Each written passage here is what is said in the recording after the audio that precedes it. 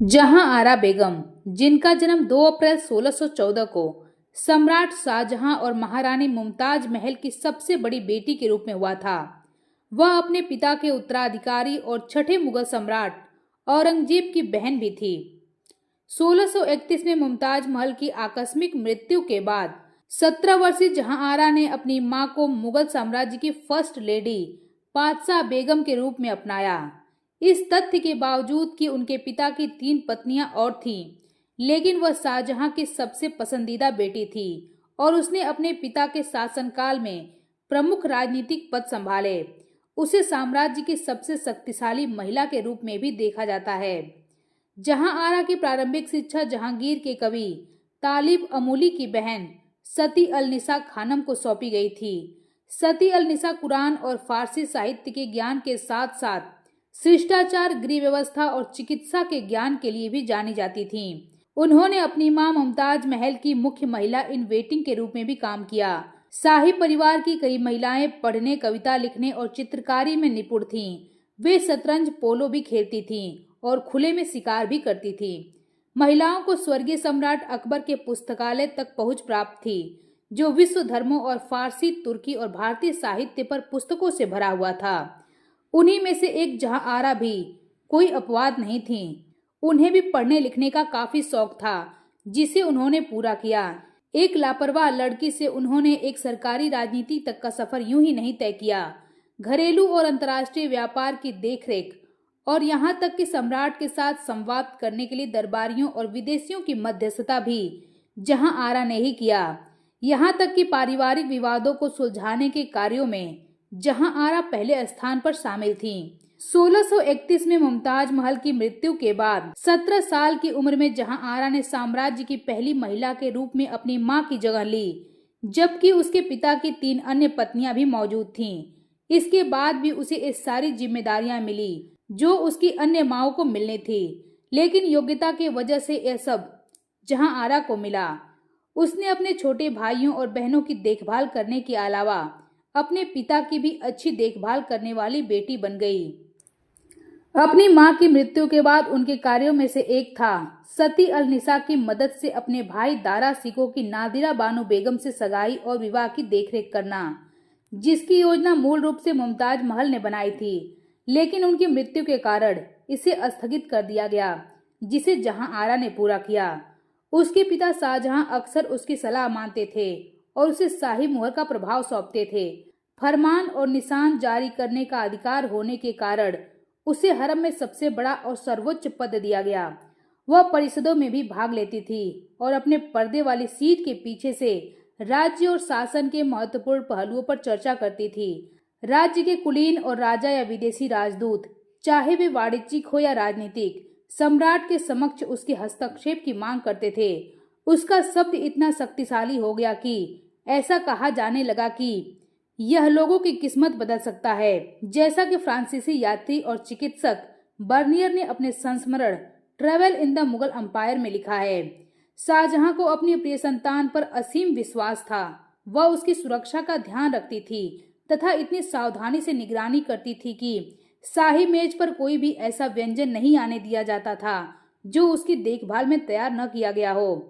1644 में जब औरंगजेब ने अपने पिता बादशाह को नाराज कर दिया तो जहांआरा ने अपने भाई की ओर से हस्तक्षेप किया और शाहजहां को उसे माफ करने और उसके रैंक बहाल करने के लिए राजी किया।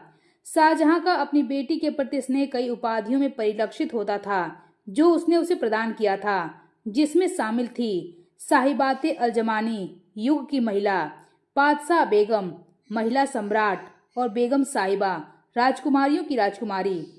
उसकी शक्ति ऐसी थी कि अन्य शाही राजकुमारियों के विपरीत उसे आगरा किले की सीमा के बाहर अपने महल में रहने की इजाजत थी।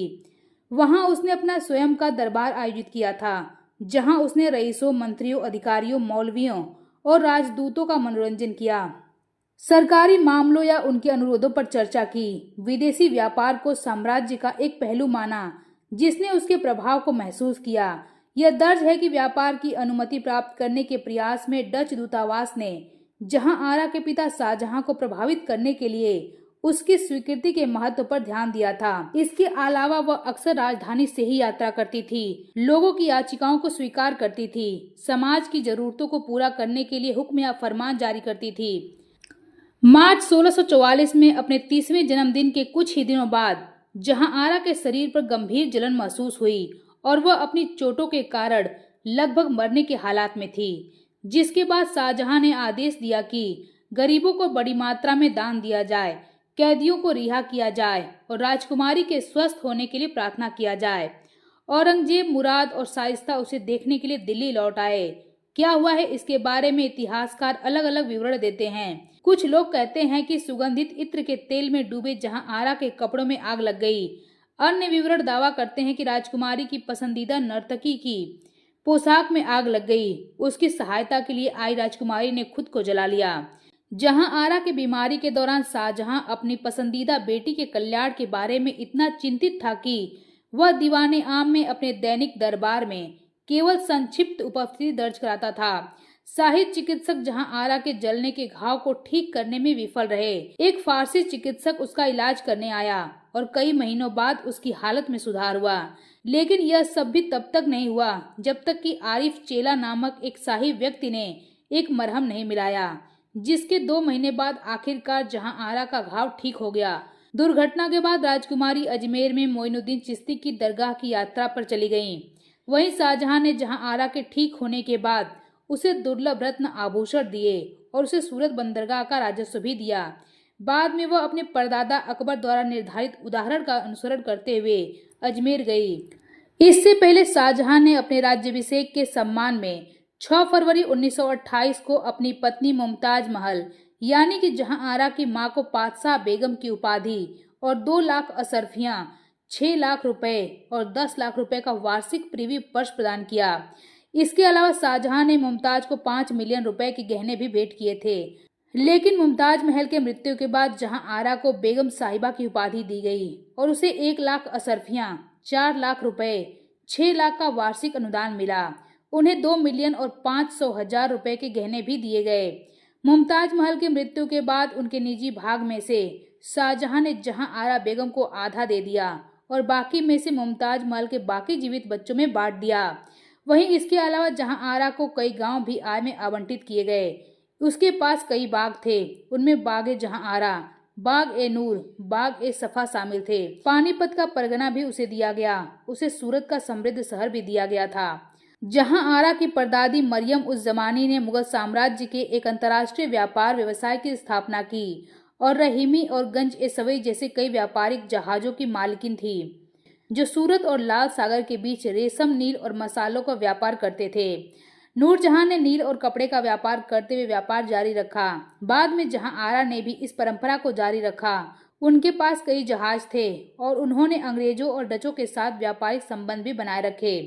जहां आरा गरीबों की देखभाल करने और मस्जिदों के निर्माण के लिए धन मुहैया कराने में अपनी सक्रिय भागीदारी के लिए जानी जाती थीं। जब उनका जहाज साहिबी अपनी पहली यात्रा 29 अक्टूबर 1643 के लिए रवाना होने वाला था तो उसने आदेश दिया कि जहाज मक्का और मदीना की यात्रा करे और हर साल 50 कोनी चावल मक्का के बेसहारा और जरूरतमंदों के बीच वितरण के लिए जहाज द्वारा भेजा जाना चाहिए। मुगल साम्राज्य की वास्तविक प्राथमिक रानी के रूप में जहां आरा धर्मांध दान के लिए जानी जाती हैं, उन्होंने महत्वपूर्ण राज्य छुट्टियों और धार्मिक त्योहारों पर दान का आयोजन किया, अकाल राहत और मक्का के तीर्थयात्रियों का समर्थन किया। जहां आरा ने शिक्षा और कला के समर्थन में महत्वपूर्ण वित्तीय योगदान भी दिया। उन्होंने इस्लामी रहस्यवाद पर कई कृतियों के प्रकाशन का समर्थन किया, जिसमें रूमी की मथनवी पर टिप्पणियां भी शामिल थी, जो मुगल भारत में एक बहुत ही लोकप्रिय रहस्यवादी रचना है। अपने भाई दारा सिकोह के साथ वह मुल्ला शाह बदख्शी की शिष्या थी, जिन्होंने उन्हें 1641 में कादिरिया सूफी आदेश में शामिल किया था। जहां आरा बेगम ने सूफी मार्ग पर इतनी प्रगति कर लिया कि मुल्ला शाह ने उन्हें कादरियों में अपना उत्तराधिकारी नामित कर दिया होता, लेकिन आदेश के नियमों ने इसकी अनुमति नहीं दी, जिसके कारण यह न हो सका। उन्होंने भारत में चिश्ती संप्रदाय के संस्थापक मोइनुद्दीन चिश्ती की जीवनी लिखी, जिसका शीर्षक था मुनीस अल अरबा, जिसका शाब्दिक अर्थ है आत्माओं का विश्वास पात्र। साथ ही मुल्ला शाह की जीवनी, जिसका शीर्षक था रिसाला ए साहिबिया, जिसमें उन्होंने उनके द्वारा अपनी दीक्षा का वर्णन किया और एक सूफी महिला के रूप में अपने व्यवसाय को दर्शाने के लिए खुद को एक फकीरा बताया। जहां आरा बेगम ने कहा कि वह और उनके भाई दारा सिको तैमूर के एकमात्र वंशज थे जिन्होंने सूफीवाद को अपनाया था। हालांकि औरंगजेब को सूफीवाद के अनुयायी के रूप में आध्यात्मिक रूप से प्रशिक्षित किया गया था। सूफी साहित्य के संरक्षक के रूप में उन्होंने क्लासिक सूफी साहित्य के कई कार्यों के अनुवाद और टिप्पणियों का आदेश भी दिया। 1657 में शाहजहां गंभीर रूप से बीमार पड़ गए, जिसके बाद उसके 4 बेटों दारा सिको, शाह शुजा, औरंगजेब और मुराद बख्श के बीच उत्तराधिकार का युद्ध छिड़ गया। उत्तराधिकार के युद्ध के दौरान जहां आरा ने शाहजहां के सबसे बड़े बेटे और अपने भाई दारा सिको का समर्थन किया। जब दारा सिको के सेनापतियों को औरंगजेब के हाथों धर्मत में हार का सामना करना पड़ा तो जहां आरा ने औरंगजेब को एक पत्र लिखा और उसे अपने पिता की अवज्ञा न करने और अपने भाई के साथ युद्ध न करने की सलाह दी, लेकिन वह असफल रही। सामूगढ़ की लड़ाई 29 मई 1658 में दारा एक बार फिर से बुरी तरह से हार गया और दिल्ली की ओर भाग गया। शाहजहां ने आगरा पर योजनाबद्ध आक्रमण को रोकने के लिए हर संभव प्रयास किया। उसने जहां आरा से कहा कि वह अपनी कूटनीति का इस्तेमाल करके मुराद और शुजा को समझाए कि वे औरंगजेब के पक्ष में अपना समर्थन दें। जून 1658 में औरंगजेब ने अपने पिता शाहजहां को आगरा के किले में कैद कर लिया और पानी की आपूर्ति बंद करके उन्हें बिना शर्त आत्मसमर्पण करने के लिए मजबूर कर दिया। जहां आरा 10 जून को औरंगजेब के पास आई और साम्राज्य के बंटवारे का प्रस्ताव रखा। दारा सिको को पंजाब और उसके आसपास के इलाके दिए जाने थे, शुजा को बंगाल, मुराद को गुजरात, औरंगजेब के बेटे सुल्तान मोहम्मद को दक्कन और बाकी साम्राज्य औरंगजेब को मिलना था। औरंगजेब ने जहां आरा के प्रस्ताव को इस आधार पर अस्वीकार कर दिया कि दारा सिको एक काफिर था और उसे कुछ नहीं मिलेगा। औरंगजेब के सिंहासन पर बैठने के बाद जहां आरा अपने पिता के साथ आगरा किले के कैद में शामिल हो गईं, जहां उन्होंने 1666 में शाहजहां की मृत्यु तक खुद को उनकी देखभाल के लिए समर्पित कर दिया। उनकी प्रतिद्वंदी और छोटी बहन रोशन आरा ने उन्हें पातशाह बेगम और बेगम साहिब के रूप में स्थान दिया, लेकिन उत्तराधिकारी के युद्ध में उसने औरंगजेब की सहायता के कारण शाही परिवार और महल का नियंत्रण अब रोशन आरा के हाथों में आ गया। अपने पिता की मृत्यु के बाद जहां आरा और औरंगजेब की सुलह हो गई, जिसके बाद औरंगजेब ने जहां आरा की पुरानी उपाधियां वापस कर दी, पातशाह बेगम, महिला सम्राट या महारानी, बेगम साहिबा, राजकुमारियों की राजकुमारी, उसे एक नया खिताब दिया, शहजादी साहिब, राजकुमारियों की महारानी, जिसके बाद फिर से खानदान शाही यानी कि शाही परिवार और जनाना हरम का नियंत्रण भी उसे सौंप दिया गया। जहां आरा ने प्रथम महिला के रूप में रोशन आरा का स्थान लिया। उनके दरबार की प्रथम महिला के रूप में पहले उनका वार्षिक भत्ता 1 मिलियन रुपए था, जिसे औरंगजेब ने बढ़ाकर 1.7 मिलियन रुपए कर दिया। इसके अलावा औरंगजेब ने उसे फिर से सूरत के बंदरगाह का राजस्व और दिल्ली में एक भव्य हवेली दी, जहां औरंगजेब उसके साथ घंटों बातचीत करता। वह अपनी बात को साबित करने के लिए सम्राट के साथ बहस करने से कभी नहीं कतराती थी, खासकर जब बात उसके द्वारा लागू किए गए मितव्ययिता उपायों या धार्मिक असहिष्णुता के अभ्यास की हो। जहां आरा ने राजनीतिक में फिर से प्रवेश किया और विभिन्न महत्वपूर्ण मामलों में प्रभावशाली थी और उसके पास कुछ विशेष विशेषाधिकार भी थे जो अन्य महिलाओं के पास नहीं थे। अपना निजी महल के साथ एक स्वतंत्र जीवन, हुक्म या फरमान जारी करने की शक्ति, एक शाही आदेश जो केवल सम्राट का अधिकार था, परिषद, शूरा या दीवान में भाग लेना, अपने महल में दर्शकों को प्राप्त करने और अधिकारियों, राजनेताओं और विदेशी राजाओं द्वारा सम्राट के बीच मध्यस्थता करने की शक्ति। उन्होंने औरंगजेब के अपने रूढ़िवादी धार्मिक विश्वासों के अनुसार सार्वजनिक जीवन के सख्त नियमन और 1679 में गैर मुसलमानों पर मतदान कर को बहाल करने और उसके फैसले के खिलाफ भी तर्क किया, जो उनका मानना था कि उनके हिंदू विषयों को अलग कर देगा। उसने इन मुद्दों पर सार्वजनिक रूप से औरंगजेब के साथ झगड़ा किया। मुगल प्रशासन में जहां आरा के प्रभाव के कारण उसके पिता शाहजहां के साथ अनाचार पूर्ण संबंधों की कई अफवाहें और आरोप सामने आए। इस तरह के कई आरोपों को आधुनिक इतिहासकारों ने गपशप के रूप में खारिज कर दिया, क्योंकि किसी घटना का कोई गवाह उल्लेख नहीं किया गया है। इतिहासकार के.एस. लाल भी ऐसे दावों को दरबारियों और मुल्लाओं द्वारा फैलाई गई अफवाहें बताते हैं।